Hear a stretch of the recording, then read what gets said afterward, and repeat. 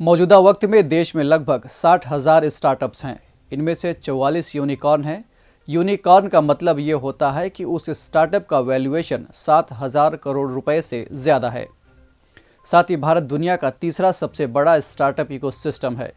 अकेले साल 2020 में यहाँ लगभग 15,000 से अधिक स्टार्टअप्स की स्थापना हुई। यही कारण है कि स्टार्टअप्स और इसके इकोसिस्टम को बढ़ावा देना सरकार की प्राथमिकता में शामिल है। अभिवादन और स्वागत है आप सभी का हमारे इस खास कार्यक्रम में। मैं हूं केसरी पांडे और आप देख रहे हैं ध्येय टीवी। अपने आज के न्यूज़ दिस आवर में हम जानेंगे कि स्टार्टअप होता क्या है, मौजूदा वक्त में ये चर्चा में क्यों है, स्टार्टअप इंडिया पहल क्या है और इससे जुड़े महत्वपूर्ण बिंदु कौन कौन से हैं। साथ ही हम ये भी जानेंगे कि भारत में स्टार्टअप्स की कैसी स्थिति है, स्टार्टअप से जुड़े अन्य कौन कौन से कदम सरकार द्वारा उठाए गए हैं और इस दिशा में और भी बेहतर करने के लिए विशेषज्ञ क्या उपाय सुझाते हैं। दरअसल हाल ही में प्रधानमंत्री ने घोषणा की है कि अब से हर साल 16 जनवरी को देश में स्टार्टअप दिवस मनाया जाएगा। इसके अलावा अभी हाल ही में 46 स्टार्टअप्स के साथ एक इनक्यूबेटर और एक एक्सीलरेटर को राष्ट्रीय स्टार्टअप पुरस्कारों 2021 का विजेता घोषित किया गया।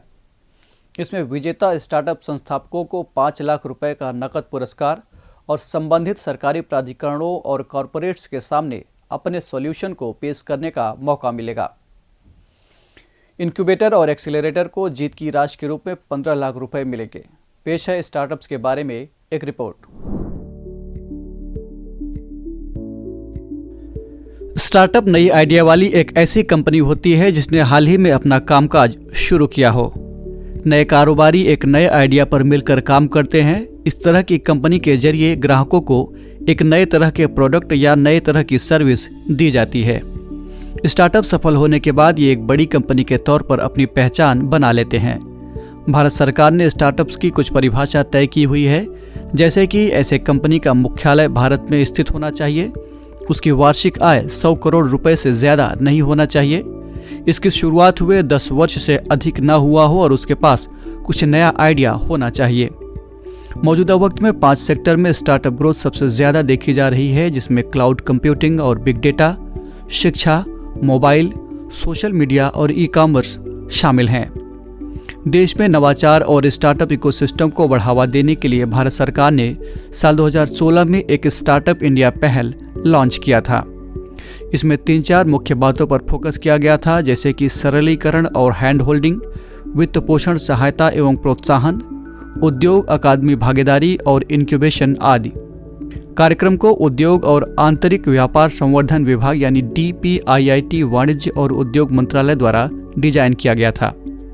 इसके अलावा भारत में स्टार्टअप इकोसिस्टम को बढ़ावा देने के लिए सरकार द्वारा कई अन्य कदम भी उठाए गए हैं, जिसमें स्टार्टअप इकोसिस्टम के आधार पर राज्यों की रैंकिंग तैयार करना, SCO स्टार्टअप फोरम, प्रारंभ शिखर सम्मेलन का आयोजन किया जाना, स्टार्टअप इंडिया सीड फंड योजना और फिशरीज स्टार्टअप ग्रैंड चैलेंज जैसे पहल शामिल हैं। हालांकि अभी भी कई ऐसी चुनौतियां मौजूद हैं जो भारत में स्टार्टअप की वास्तविक क्षमता को साकार करने की राह में बाधा बनी हुई हैं। उदाहरण के तौर पर क्षेत्रीय असंतुलन, डिजिटल डिवाइड, फंडिंग की समस्या और अच्छे कर्मचारियों की हायरिंग जैसे मुद्दे अगर सुलझते हैं तो इससे स्टार्टअप इकोसिस्टम को और गति मिल सकती है। इस दिशा में और भी बेहतर करने के लिए विशेषज्ञ सुझाते हैं कि हमें स्कूली स्तर पर भी उद्यम कौशल के बारे में बच्चों को जागरूक करने की ज़रूरत है। इसके अलावा कृषि से संबंधित स्टार्टअप्स को भी बढ़ावा दिया जाना चाहिए। उदाहरण के तौर पर जम्मू में डोडा जिले के गांव के लगभग 500 किसान जो कि पहले मक्के की खेती किया करते थे, बाद में धीरे धीरे वे लैवेंडर की खेती करने लगे। लैवेंडर की खेती की वजह से इन किसानों की आय में चौगुनी वृद्धि देखने को मिली है। इसे ही बैगनी क्रांति का नाम दिया जा रहा है। ये एरोमा मिशन के तहत की गई पहल के कारण संभव हो पाया है।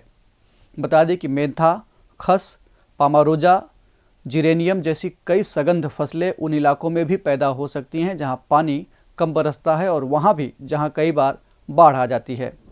कम लागत में पैदा होने वाली ऐसी फसलों को बढ़ावा देने के लिए सरकार ने एरोमा मिशन शुरू किया है। तो ये थी बात भारत में स्टार्टअप्स की, और अब बारी है आज के सवाल की। आपको कमेंट करके बताना है कि स्टार्टअप इंडिया सीड फंड योजना क्या है। इस एपिसोड में इतना ही। हम फिर मिलेंगे एक नए कार्यक्रम के साथ। तब तक के लिए पढ़ते रहिए और बढ़ते रहिए। नमस्कार।